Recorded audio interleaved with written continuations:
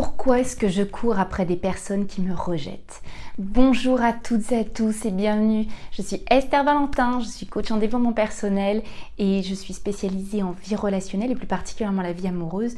Et aujourd'hui, je voulais aborder cette question avec vous parce que c'est quelque chose qui arrive malheureusement bien souvent, de se retrouver dans cette position de courir après une personne qui nous rejette.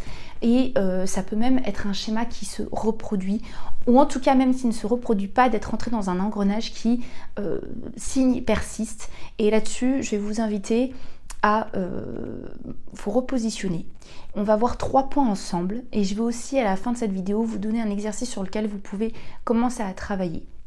Tout simplement pour, comme je vous l'ai dit, vous repositionner, vous, par rapport à ce que vous attendez de l'autre, par rapport à ce que vous attendez de votre vie amoureuse. Donc pourquoi est-ce que vous courez après une personne qui vous rejette? Déjà, je vais faire une petite parenthèse sur l'estime de soi, parce que là, le travail qu'on va faire et les questionnements que je vais vous inviter à faire touchent directement à la valeur que vous accordez, la position que vous prenez dans la vie, et particulièrement la vie amoureuse. Et ça, c'est quelle estime vous portez, c'est-à-dire quelle valeur vous accordez. Quelle image avez-vous de vous, comment l'entretenez-vous? Et ça, je vais vous mettre un petit e-book sur le sujet, gratuit à télécharger, juste en dessous en barre de description. Et j'ai même fait une formation comment augmenter durablement son estime de soi, qui est accessible sur mon site web, n'hésitez pas à aller voir. Le petit e-book juste en dessous de cette vidéo, n'hésitez pas. Et je ferme la parenthèse pour en revenir à cette question, pourquoi est-ce que je cours après des personnes qui me rejettent? Ou tout simplement une personne.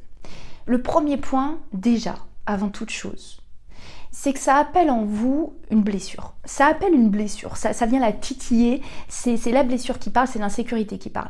Donc il va être temps vraiment de lui accorder de l'énergie et non plus de la fuir.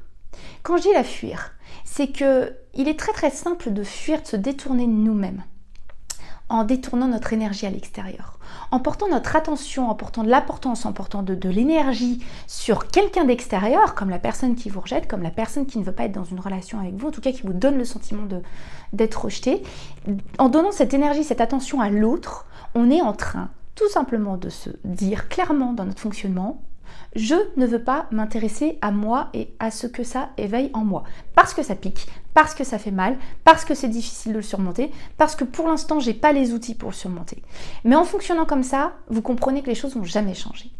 Donc là, je veux que vous compreniez que dans cette manière de fonctionner, quand on court après une personne qui nous rejette, quand on continue, qu'on se maintient dans cette attention et énergie portée à l'autre, il y a un gros message, c'est votre inconfort.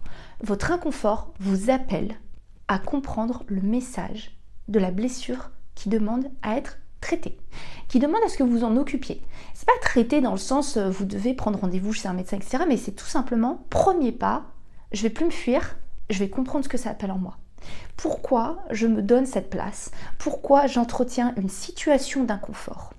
Quand l'inconfort persiste, quand vous sentez un mal-être persister, c'est un message qui est caché pour que vous vous occupiez de ce que l'inconfort cherche à vous dire.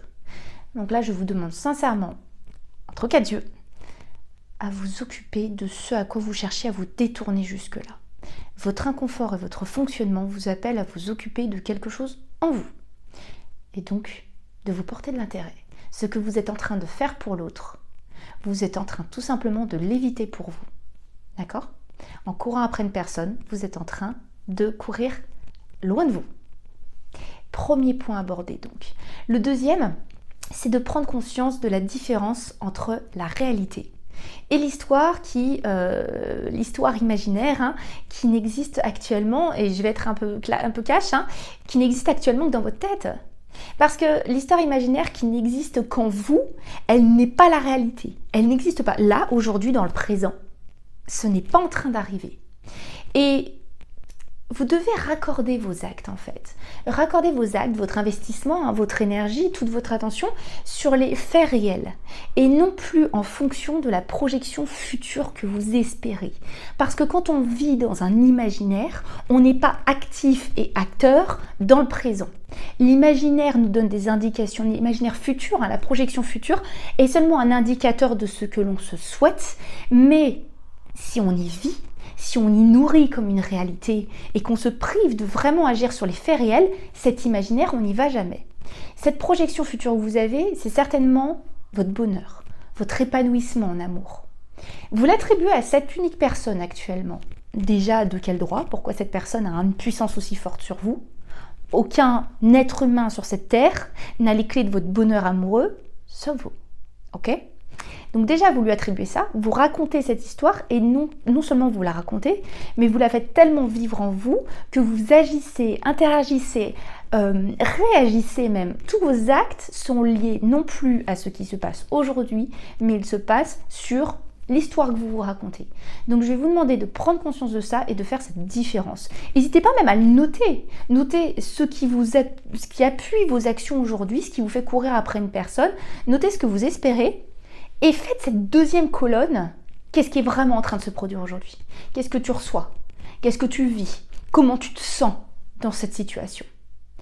Et c'est là-dessus que vous devez vous passer vos actions d'aujourd'hui.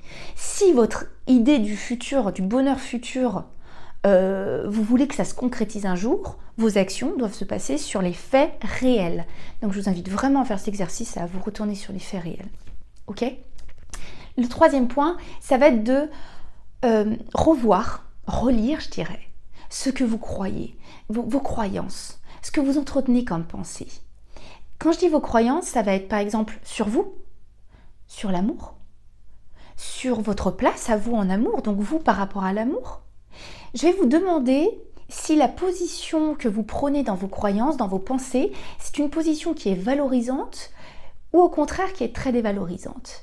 Et je vais vous demander de les revoir, de les rectifier et donc de reconnecter à la valeur que vous tentez de retrouver chez l'autre, que vous tentez de retrouver à travers l'autre. Parce que quand on court après une personne au détriment de soi, en n'écoutant pas l'inconfort dans lequel ça nous met dans le présent, on est en train de rechercher une valeur chez l'autre qu'on ne s'accorde pas.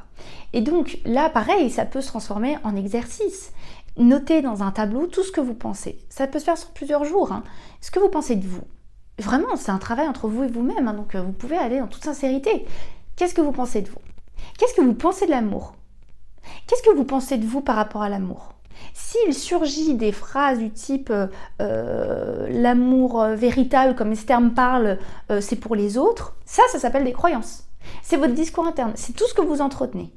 Et ça, si c'est à l'opposé de ce que vous souhaitez, en tout cas si c'est dévalorisant, si vous voyez que ce sont des choses que vous ne permettrez pas de dire à quelqu'un que vous aimez, en tout cas que ce ne sont pas des phrases encourageantes, qui ne sont pas du tout productives pour être épanoui en termes d'estime de soi ou en termes de vie amoureuse, je suis navrée de vous le dire, mais c'est votre unique travail de réévaluer ça. Donc déjà, premier travail, prendre conscience de ce que vous entretenez comme pensée sur vous, sur l'amour et sur votre position dans l'amour. Parce que si ça vous appelle à être dévalorisé sur ce que vous pensez dévalorisant, il va être censé que vous vous retrouviez dans des positions où vous couriez après des personnes qui vous donnent le sentiment d'être rejetées. Vous n'allez que faire confirmer ce que vous pensez déjà. Donc vos pensées sont la base de vos actes et de ce que vous allez nourrir dans votre vie. Donc il est temps de prendre conscience et d'être beaucoup plus responsable de ce que vous entretenez en vous. Redonnez à vos pensées un petit peu plus de valeur dans ce qui vous concerne vous et en ce qui concerne votre place en amour. Maintenant, je vous avais promis en début de vidéo, je vais vous donner un petit exercice à faire. Même si là déjà, je vous en ai donné quelques-uns. Un exercice qui va vous demander encore une fois d'écrire. Et oui, si vous mentalisez juste les choses, quand vous avez des ancrages profonds de votre fonctionnement qui vous viennent à vous faire souffrir aujourd'hui, au point qu'on soit en train de parler de ce sujet ensemble maintenant, là, vous et moi, c'est que ça demande quand même un effort et un gros investissement d'aller à l'encontre de ces ancrages, d'aller dans un autre fonctionnement, d'expérimenter un autre fonctionnement. Et pour ça, juste le faire mentalement, c'est light, d'accord? On mentalise les choses quand c'est déjà bien intégré. C'est pour ça que je vous demande souvent de faire le travail par écrit. Donc là, je vais vous demander de prendre une feuille, un stylo, et vous allez écrire à votre vous enfant. Je veux que vous le visualisiez profondément. Le petit vous que vous étiez, qui n'a peut-être pas reçu tout ce qu'il aurait voulu recevoir, eh bien, je veux que vous adressiez à cette personne. Je veux que vous y pensiez sincèrement à ce petit enfant. Et je veux que vous lui écriviez tout ce que vous lui souhaitez. Tout ce que vous lui souhaitez comme estime de lui adulte. Qu'est-ce que vous voulez que cet enfant pense de lui adulte? Comment vous voulez qu'il se sente face à la vie, face aux autres? Et je veux que vous lui écriviez aussi la relation que vous lui souhaitez à l'âge adulte. Je veux que vous fassiez en toute sincérité, ce n'est pas le moment de mettre des barrières, ce n'est pas le moment de venir apposer vos croyances limitantes ou ce que vous pensez vrai sur la vie amoureuse. Je veux que vous soyez dans l'optique de lui donner vos plus beaux souhaits et vos plus beaux encouragements. Et en fonction de ce que vous aurez écrit, en fait ce que vous aurez écrit à cet enfant que vous étiez, c'est tout simplement la norme que vous vous demandez de réévaluer pour vous aujourd'hui. Parce que ce que vous avez écrit, dans vos souhaits les plus sincères, dans votre bienveillance la plus sincère, c'est là que se trouve la justice pour vous. C'est là que c'est juste pour vous. C'est qu'aujourd'hui est venu se superposer certains filtres, certaines croyances limitantes, certaines expériences que vous avez transformées en croyances sur vous et la vie amoureuse qui viennent vous bloquer, je dirais, vous faire résister, vous auto-saboter à y aller. Et donc il va falloir que tout ce que vous avez écrit devienne aujourd'hui ce que vous vous souhaitez aussi et ce que vous allez entretenir mentalement et pas moins. Votre norme d'aujourd'hui pour vous juger méritable de rester dans des situations où vous courez après des personnes qui vous font vous sentir rejeté. C'est à réviser, c'est à réévaluer. Et votre norme, elle n'est pas dans ce que vous vivez aujourd'hui, ce que vous vous faites vivre. Votre norme, elle est dans ce que vous aurez souhaité dans votre écrit à votre enfant. D'accord? Donc là, ce que vous aurez écrit, je veux que ce soit votre nouvelle norme à partir d'aujourd'hui. Oui, c'est peut-être pas un travail qui va se faire comme ça. Mais là, avec cet exercice, vous aurez déjà mis les deux pieds dedans. Et vous savez ce que je dis souvent. Quelqu'un qui a commencé, quelqu'un qui a déjà commencé le chemin, a déjà beaucoup moins à faire qu'une personne qui n'a juste rien fait, qui n'a même pas commencé. Et c'est là tout ce que je vous souhaite. Mettez-vous les deux pieds sur le chemin pour y aller. Allez à votre destination, allez à ce que vous souhaitez réellement. Ne vous faites plus vivre des inconforts dans l'espoir que les choses changent, mais soyez la personne qui, sur son inconfort, réagit et qui elle-même va engendrer son confort et son apaisement. C'est là tout ce que je vous souhaite. Donc j'espère vraiment que cette vidéo vous a plu. Si c'est le cas, n'hésitez pas à la liker. Et puis vous le savez très bien, dans tous les cas de mon côté, je ne vous lâche pas parce que je vous retrouve très très vite pour une prochaine vidéo. À très vite. Bye bye.